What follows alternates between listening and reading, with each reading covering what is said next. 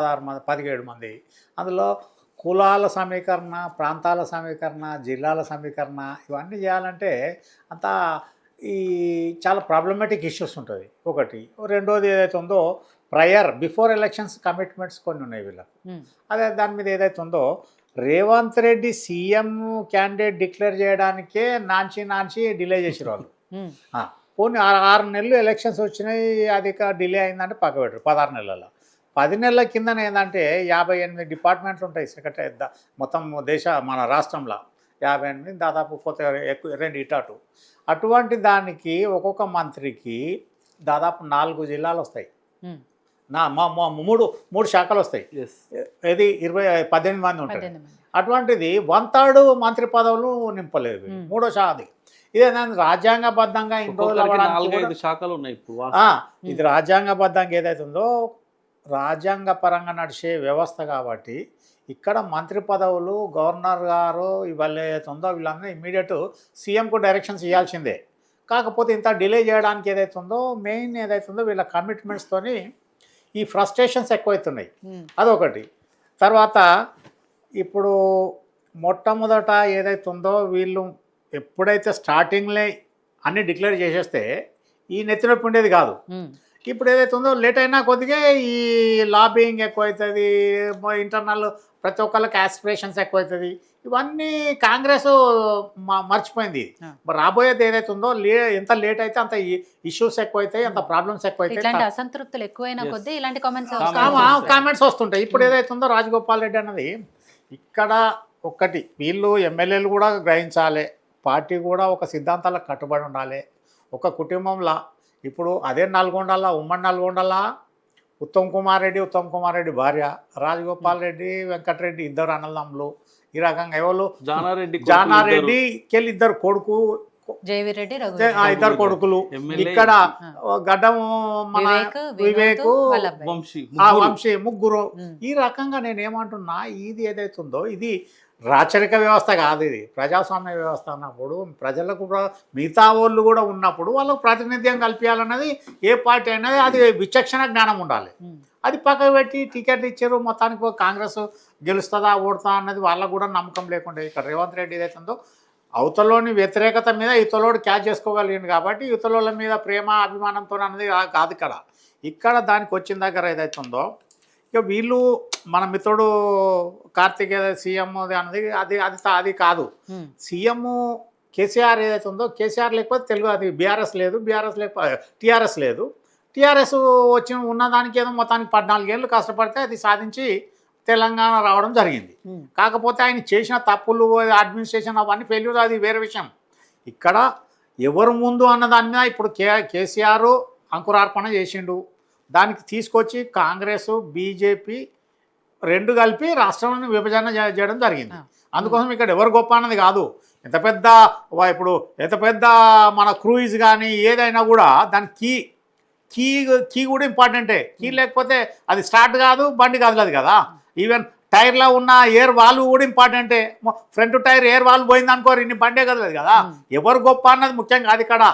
ఇక్కడ స్టార్టింగ్ ఎవరు చేసిరు, లాస్ట్కి ఎండింగ్ ఎక్కడ వచ్చింది అన్నది ఇక్కడ ఉన్నది. కాంగ్రెస్ తలుచుకున్నది ఇస్తాన్నది సోనియా గాంధీ కమిట్మెంట్లో మొత్తానికి ఆమె ఏదైతే ఉందో వాగ్దానం పూర్తి చేసింది ఇక్కడ పెట్టిన దానికి.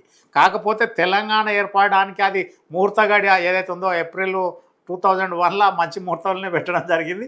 అది మొత్తాన్ని సాధించారు అంతే. అది ఇక్కడ రేవంత్ రెడ్డి మన రాజగోపాల్ రెడ్డి వీళ్ళందరూ ఏదైనా తర్వాత ప్రేమ్ సాగర్ రావు అంటే ఆయన ఎప్పటి నుంచో ఆదిలాబాద్ ఉన్నాడు, కొట్టుమిట్టాడుతున్నాడు. ఆదిలాబాద్లో వెల్మాస్కు జేవి నరసింహారావు గారు డిప్యూటీ చీఫ్ మినిస్టర్ ఉండే, తర్వాత సుధాకర్ రావు ఉండే, జీవి సుధాకర్ రావు. తర్వాత మళ్ళీ ఎవరు వచ్చారు, ఎవరు కూడా లేరు కమ్యూనిటీకి వెళ్ళి. విజయరామారావు ఆయన ఎక్కడ ఎందుకు అవుతాడండి, కరీంనగర్ విజయరామారావు కడతా, అది ఆయన కరీంనగర్, ఆయన ఇక్కడ ఏటూరు నాగారం వరంగల్, ఏటూరు నాగారం ఆయన ఆదిలాబాద్ కాదు. ఆయన ఒరిజినల్గా వాళ్ళ తల్లిది అక్కడ, మళ్ళా ఎక్కడ వెంకటగిరి. అదే ఇక్కడ వీళ్ళు కమ్యూనిటీ పరంగా కూడా వెల్మాస్ ఉన్న కాడికి స్టాండర్డ్ ఉన్నారు. అక్కడ అంతా మంచిర్యాలు, ఆసిఫాబాదు, తర్వాత ఆదిలాబాదు, నిర్మల్, కాగజ్ నగర్ వాళ్ళు ఉన్నారు. ఆయన కూడా ఎప్పటి నుంచో పాపం ఆయన ఇవాళ ప్రేమ్ సాగర్ రావు గారు అడగడంలో తప్పులేదు. ఆయన ఎప్పటి నుంచో పార్టీకి ఉన్నాడు. మొన్న కూడా ఒంటి చేత్తోనే మొత్తం ఆదిలాబాద్ మీద రకరకాల కష్టపడి మొత్తానికి తీసుకురావడం జరిగింది. అది ఇటువంటి దాంట్లో ఇక్కడ ఢిల్లీలో కూకున్న వాళ్ళు వాళ్ళకి ఏం నొప్పి ఉంటుంది, ఏముండదు కదా. ఈడ అగ్గిరాగులుతున్నది, కొట్టుకుంటున్నారు, తిట్టుకుంటున్నారు, ఇలా బజారెక్కి బట్టలు కూడా తీసుకొని పరిస్థితికి వస్తున్నారు అంటే అది ఢిల్లీ ఫెయిల్యూర్. అది వీడికి 38-40 సార్లు ఢిల్లీ పోవడం రావడం అన్నది, రేవంత్ రెడ్డిని తింపడం అన్నది, అది ఇక్కడ అడ్మినిస్ట్రేషన్ చేయాలా, నువ్వు ఏం చేయాలన్నది ఏదైతే ఉందో వీళ్ళ కేంద్ర పార్టీ ఏదైతే ఉందో కాంగ్రెస్ పార్టీ, ఎవరు సోనియా గాంధీ కానీ తర్వాత రాహుల్ గాంధీ కానీ, ఇక Kharge is nothing but A puppet in the hands of the mother and అది అది సన్ను డాక్టర్ కూడా ఇన్వాల్వ్ అయింది. ఆమె ప్రియాంక గాంధీ కూడా వచ్చింది ఇప్పుడు ఫీల్డ్లో యాక్టివ్గా. ఆమె కూడా మళ్ళీ చోరువ తీసుకొని చూడాలి కదా. ఇక్కడ వీళ్ళు రాజశేఖర్ రెడ్డి అడిగింది మన రాజగోపాల్ రెడ్డి ఆస్పిరేషన్లో తప్పు పట్టడానికి లేదు. కాకపోతే నింపేస్తే పంచాయతీ పోతుంది కదా.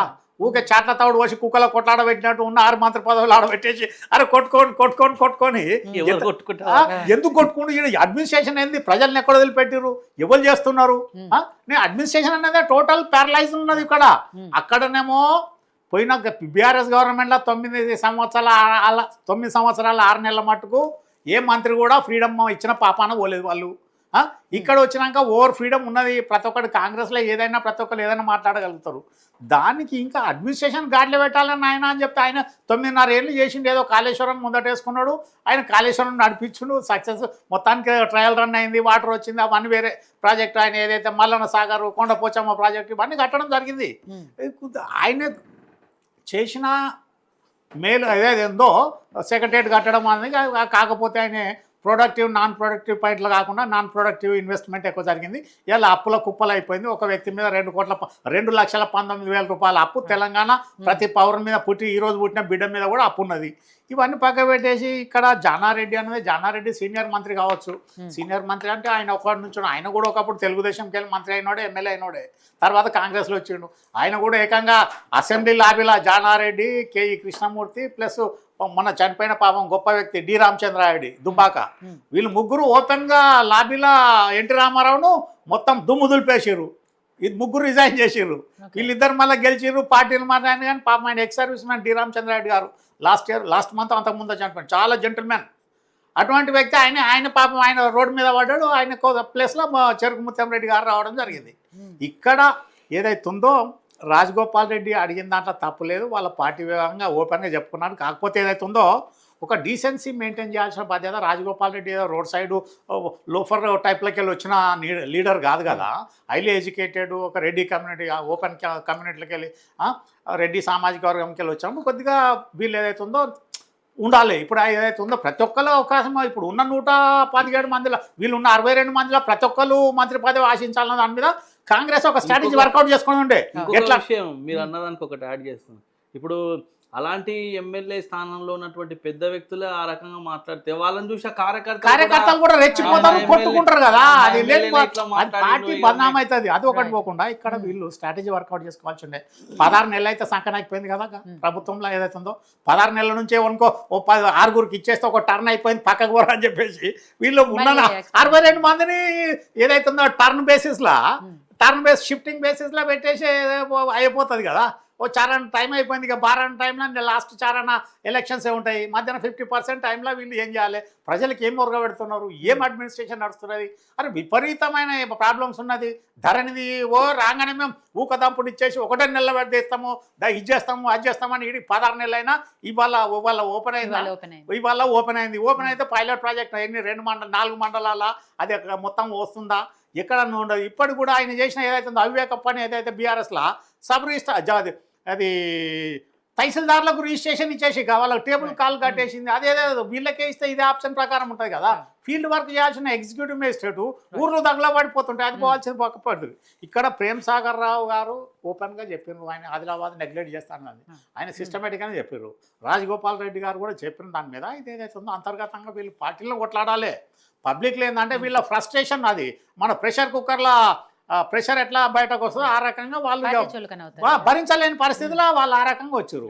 దీంతో ఏమవుతుందంటే ఇక్కడ బీజేపీకి ఒక నవ్వుకునే అవకాశం, అటు బీఆర్ఎస్ కూడా ఓహో ఆహా ఒక అనుకున్నది అవకాశం ఇచ్చినట్టు. అనేది ఇక్కడ వీళ్ళ కాంగ్రెస్ కూడా కొద్దిగా కూడా ఇంగిత జ్ఞానము లేకుండా వీళ్ళు బిహేవ్ చేస్తున్నారు. ఎందుకంటే 6 మంత్రి పదవులు ఎన్నడో 16 నెలల కిందనో లేకపోతే 10 నెలల కిందనో ఇచ్చేస్తే ఈ పంచాయతీ ఉండేది కాదు కదా.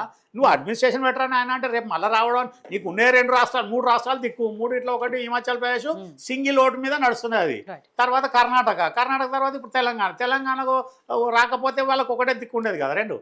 అందుకోసం ఇప్పుడు కూడా కాంగ్రెస్ వీళ్ళు ఏం చేయాలంటే ఆయన ఓపెన్గా కామెంట్ చేయవచ్చు. తర్వాత మీనాక్షి నటరాజన్ రావడం జరిగింది, మీటింగ్ పెట్టడం జరిగింది. ఇక ఇలా ఉండే ఎట్లుంటుందంటే అడవిలో అన్ని తోడేలాగానే ఉంటుంది కాంగ్రెస్ పరిస్థితి ప్రతి ఒక్కరు. అందుకోసం ఇప్పుడు కూడా వీళ్ళు డిలే చేయకుండా ఇప్పుడు కూడా ఒక వారం రోజులలో 6 మంత్రి పదవులు నింపాలి. ఇంకా 4 ఇంకా 2 పెడతాము తర్వాత ఆప్షన్ అన్నది కాదు. Actually మొన్న ఏప్రిల్ 3కే ఎక్స్పాండ్ 3, 4, 5 మళ్ళీ ఇంకొకటి దాని మీద ఇక్కడ సిస్టమేటిక్గా వీళ్ళు ఏదైతుందో ఈక్వేషన్ బేసిస్లా ఏరియా బేసిస్లా క్యాస్ట్ బేసిస్లో వర్కౌట్ చేసుకొని 6 నింపేస్తే పంచాయతీ అవుతుంది. ఇంకొకటి చేయాలి. వీళ్ళు ఏదైతుందో అసంతృప్తిని చేయాలంటే వాళ్ళకు పెర్ఫార్మెన్స్ మీద పెర్ఫార్మెన్స్ ఇండికేటర్స్ పెట్టాలి. ఇగో నువ్వు పని చేస్తే మంత్రి పదవి ఈ రకంగా చేస్తావు ఇంత ఉండు, లేకపోతే ఇగో నువ్వు నీ పెర్ఫార్మెన్స్ బాగలేదురా నాయన నువ్వు 2.5 ఏళ్ళక 2 ఏళ్ళక నేను తీసి పక్కకు పెడతాం ఇంకోళ్ళకు అవకాశం ఇస్తామన్న పొజిషన్లో పోవాలి. అది వీళ్ళకు అసలు రాజకీయంలో రాజ్యాంగం ఏదైతే పరిపాలనా పరంగా వీళ్ళకు పట్టు లేకుండా అసలు అడ్మినిస్ట్రేషన్లో అట్టర్లీ ఫెయిల్యూర్ అయిపోయి పబ్లిక్ గాడిన పెట్టాల్సిన పరిస్థితి ఏదైతే ఉందో అబ్జర్వ్ చేస్తున్నారు. ఇప్పుడు వీళ్ళు ఏదో బీఆర్ఎస్ ఎంత ఊకదప్పుడు బట్టలు చెప్పుకున్నా కానీ బెనిఫిషరీ అంతా వాళ్ళకి వేసారు. 37% ఓట్లు వాళ్ళకి పోయినా. వీళ్ళకి వచ్చే 39లో 24 మందో 25% మీద నాన్ బెనిఫిషరీస్ మిడిల్ క్లాస్ వాళ్ళు వేసారు, ముస్లిమ్స్ వేసారు, ఆ ప్రకారంగా వచ్చారు. అట్లా అది కార్తిక్ గారు ఇక్కడ ఇందాక అన్నట్టు లేట్ అవుతున్న కొద్దీ ఇలాంటి అసంతృప్తులు కామెంట్స్ వస్తూ ఉంటాయి కాబట్టి తొందరగా పార్టీ కూడా ఇంటర్నల్గా కూడా ఎక్స్టర్నల్గా అయినా డ్యామేజ్ అవ్వకుండా ఉండాలంటే ముందు మంత్రి పదవులు కేటాయిస్తే సగం గొడవ పోతాయి. అట్ ద సేమ్ టైం అసంతృప్తుల్ని చల్లార్చాలి, ఇలాంటి కామెంట్స్ రాకుండా చూసుకోవాలి, సీనియర్లకి జూనియర్లకి మధ్య సమన్వయం కేటాయించాలి, సమర్థులైన వాళ్ళకి మంత్రి పదవులు కట్టబెట్టాలి. ఇవన్నీ కూడా పెద్ద టాస్క్. ఇప్పుడు కాంగ్రెస్ పార్టీకి ఉన్న పరిస్థితుల్లో ఆర్థిక భారం ఒకవైపు, ఇంకోవైపు పార్టీ ఇష్యూస్ ఇవన్నీ ఉన్న పరిస్థితుల్లో ఎలా ప్లాన్ చేసుకుంటుంది, ఎప్పుడు మంత్రి పదవులు ఇవ్వనున్నారు? అయితే మేడం మంత్రి పదవులు అనేది ఎస్ మీరు అన్నట్లే దాన్ని వీలైనంత త్వరగా చేసేస్తే బాగుంటుంది అన్నది మీరు ఎట్లా అన్నారో అందరూ శాసనసభ్యులు కానీ పార్టీ కార్యకర్తలు కానీ వారు కూడా అందుకోసమే చూస్తున్నారు. కాకపోతే ఏంటంటే గత ప్రభుత్వం చేసినటువంటి అనేక కార్యక్రమాల్లో భాగంగా మేము వాటిని చూసే కొద్దీ ఏంటి అంటే చాలా విషయాలు బయటకు వస్తున్నాయి. చాలా విషయాలు బయటకు వస్తున్నప్పుడు ఏంటి అంటే ఒక ఆలోచన అంటే నాకు తెలిసినంత వరకు నేను చూస్తున్నంత వరకు నా అభిప్రాయం ఏంటి అంటే ఇది సీఎంఓలో ఈ శాఖలు ఉండడం వల్ల కొంత మనము స్ట్రీమ్ లైన్ చేసినాక దీన్ని శాఖలు అప్పచెప్తే బాగుంటుంది అనేది ఒక అభిప్రాయం